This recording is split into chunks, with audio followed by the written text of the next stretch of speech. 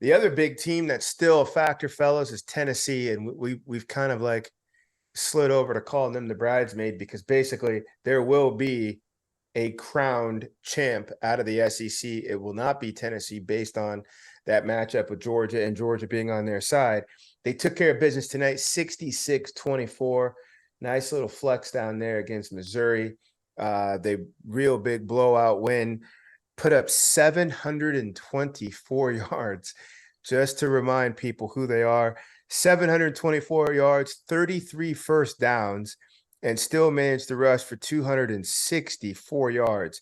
So Tennessee took care of a Missouri team that actually took Georgia down to the wire.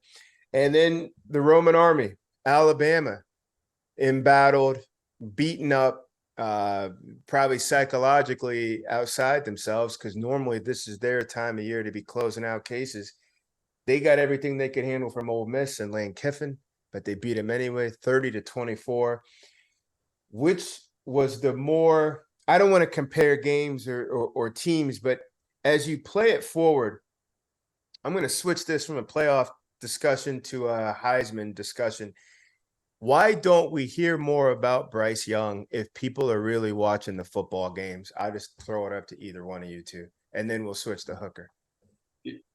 This is a downfall, I think, of the fan voting and the voting process for the Heisman Trophy.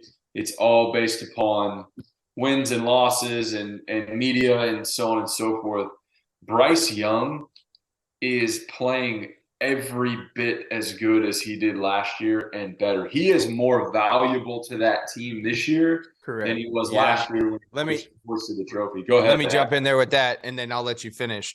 Yeah. I think if you take Bryce Young off the football field, this team loses to Texas. They lose to Texas A&M. And I take that back. They won with their backup against Texas A&M. But I think they lose to Texas. Barely. But I think they lose to Texas, and they definitely damn sure lose this game tonight. Mm-hmm. You're talking about a 4-loss Alabama team without Bryce Young. I think you're talking ultimate last year MVP. He had 2 first-round wide receivers rolling with him, and he still basically led them. He led them last year. He's carrying them this year. And we got to say it again for the people at home. You cannot remember a quarterback in the Saban era that was not only their best player, they've had great leaders, but that leader has always been surrounded by horses and he's their best player on both sides of the football. Both sides. He's the best. He's the best football player on their team. That's a great point. Is he the best? Is he the best football player in the country still? Yeah, like take resumes away, just watching them get first downs and touchdowns. It's Bryce, and then to me, it's Caleb. But there are some great stories and some great runs going up and down, just all across America. Chapel Hill's got a youngster up and running. I think you can make the other. I think you can make the case for Hendon Hooker in terms of value to the team, value to what he's been doing, the system. Maybe he might be a little bit more of a product of the system than Bryce Young. I don't know if he'll travel because we've already seen that with him at Virginia Tech. But I don't think there's a better football player in the country. All right, I have a 3-part question for you guys. Here we go. Of our group of quarterbacks that we're talking about this year, who's going to New York? Who should go to New York? And then who's the most?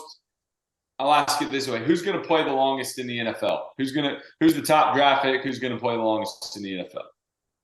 Which is 3 very different questions, maybe very different answers. Let's start with the first one.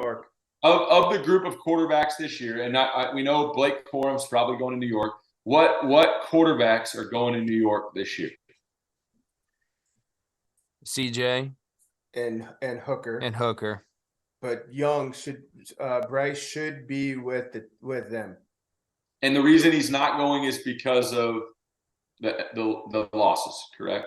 Well, I think it's expectation. I don't even think it's the losses. He was expected. I think it's a combination of both. I think if you're talking about an undefeated Alabama team, there's no. It's his. Yeah, I mean it's his, but there's no like Bryce Young ain't even on the fucking Twitter tickers. Like he's on every single one of them if it's an undefeated Alabama team.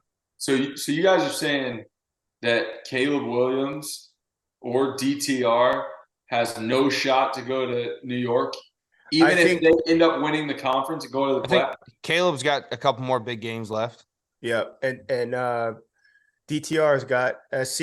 Remember, a lot of times you can get to New York on a big November game. That's how Carson Palmer got there. RG3, I don't know when the Oklahoma game was, but his body of work was nice, but you need a nice prime time stage and you can get yourself to New York. All right, Stroud, Hooker, I agree with Hack. What'd you say? So NFL now. Oh, Let's take those five guys. You got Hendon Hooker, Caleb Williams, Bryce Young.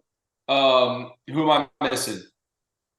Caleb, did you say Caleb? You said Caleb. Caleb, Hendon, DTR, Bryce, and CJ.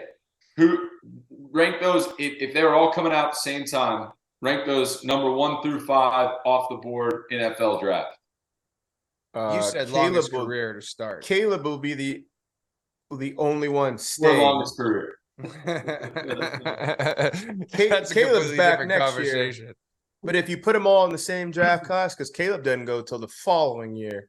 Mm-hmm. So let's just throw Caleb in this draft class. I think it's easy. I think it's Caleb. Playing up there in the NFL, I think Caleb is 1. Bryce is 2A. Stroud is 2B. Hooker is going to be a nice player, get in a nice system. And then I do think DTR is going to get in, but I don't know if he's going to have like a frontline impact. I think Bo Nix has a better chance from a thrower standpoint than DTR. Right, yeah. Oh, interesting. But what do you think about those first 3? Yeah, I agree with you. I think it's just so hard. I think when you're talking the NFL and projections, a lot of it's dependent on the system, right? A lot of it's dependent on the situation. I mean, we've seen think about David Carr coming in. Like, what was he coming into the draft? I know that's going way back. And then he gets down there to the Houston Texans, brand new team. They're pulling guys from motherfucking everyone else's practice squad, basically, to put a roster together. And the dude gets ruined because he just got the shit kicked out of him, right?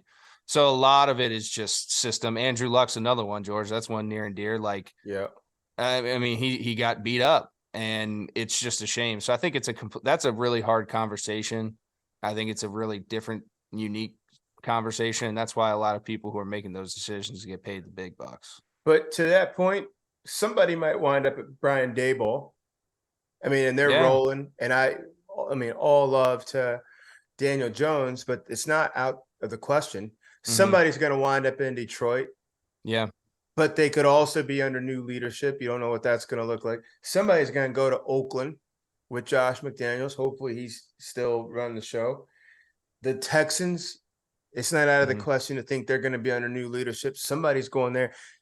Situations dictate careers almost as much as your performance.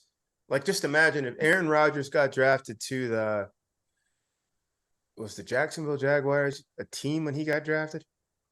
Yeah, I think so. Just if Aaron Rodgers is a Detroit Lion and Brady went to the Bengals, would they still really be Brady and Rodgers? It's just it's hard to say. Yeah. Belichick is going to wind up getting a guy in a year or two. No dispersions about the 2 young guys he's got. But you're telling me if one of these 5 are there on the board when the Patriots are looking up, you don't think he's going to be like, I'll take it? Like them old people punching the what's that meme? People punching the slots. Get it. He going to try and get one of those guys. So who plays the longest? I think that's the order. Who do you think plays the longest, Hack? And that's where I said that I won't even get in that conversation because it's going to be so dependent. Like, it's going to be so dependent on fit. I mean, even just physical stature. We know how physical that game is up there, right? Injuries are a bitch. What do you think about tough. Bryce Young? Stay in that physical stature deal. Yeah. He is going to be so questioned. Right now we're celebrating because he's in the most vicious league in the sport. As soon as he crosses across that draft stage, then they'll forget all about that and they're like, oh, Yeah. hell. 100. And that- He could literally weigh at the combine 190, and that's that's- after eating and lifting for 2 Yeah. months straight. That's the hard part, man, is like you never know what you're going to get with that. You never know how it's going to work out. You never know how it's going to pan out, right? Like he might be the most durable son of a bitch on the planet and he might play 20 years. Right. He could also be a box of glass, and this first 6 hits he takes, it's like, damn, dude, this kid has, you look up and in the first 4 years of his career, he's played like 3 seasons, so it's like, it's just the variable of the game. It's a different thing of the game. But I think that I don't like to look at that because I like to give players the benefit of the doubt because it is something that's completely out of their control. But at the same time, the older I've gotten, the more I've watched, the more I've listened, the more I've kind of been in tune with it. I think it does play a factor in it, and you have to be cognizant, especially when you're a GM making a decision like that. You have to be cognizant of the physical stature. Trevor, does he have a comp? I mean, we'll go back to the college football. We'll go. We got a couple more games to cover, but does Bryce Young have a comp? Not everybody does. I don't know. Who in the league plays like him right now? I don't know if he has a comp. He's Pat Mahomes. He's Pat Mahomes in terms of like off platform, funky, different stuff in like Kyler Murray's body. Yeah. I would say Tyrod Taylor, which people be like, how are you gonna play him? Not saying they're the same level, but they're both thinner, smaller, great athlete. Mm-hmm. Kyler Murray's an alien to me. Kyler Murray's an alien. Yeah. I mean, dude, like I bet you have to go back to find something for him. Yep. Like a real comp for him. Like you got to go throwback. Like a Jake Plummer. Let me ask this. Like as you guys are talking, I'm sitting here thinking, last year at this time, week 11, probably around this time, not that Bryce Young wasn't the Heisman front runner, but we weren't ready to just like give it to him and walk away. We were still talking about, hey, send Georgia's whole defense there. Yeah. Georgia's defense. So this year, I can't pick out a Heisman front runner either. Do you guys have a Heisman front runner? Or are you picking somebody already saying, hey, if they finish out this regular season in their conference title game or what have you, that they're gonna hoist the trophy? I don't think there's somebody that separated themselves at this point. No. That's why I think one of these big performances, if Caleb does something outrageous, national TV against UCLA, and we see a big comeback, or he does like, running back going down and give me the ball again or something like that, it's just like captivating. Like it could be stolen. You could jump in there. The horse that's leading is not so far out ahead of you that you couldn't run it down. If we're going to sit there and say who's had that moment so far, I think it's Hendon Hooker against Bama, right? Yep. Like I think it's if Tennessee beats Georgia, Hendon Hooker by far it's done. It's done. Yeah, he could have closed it out, and he struggled a little bit against Georgia, right? Yeah. So it's like, and that's where it's kind of like people probably shied away from it.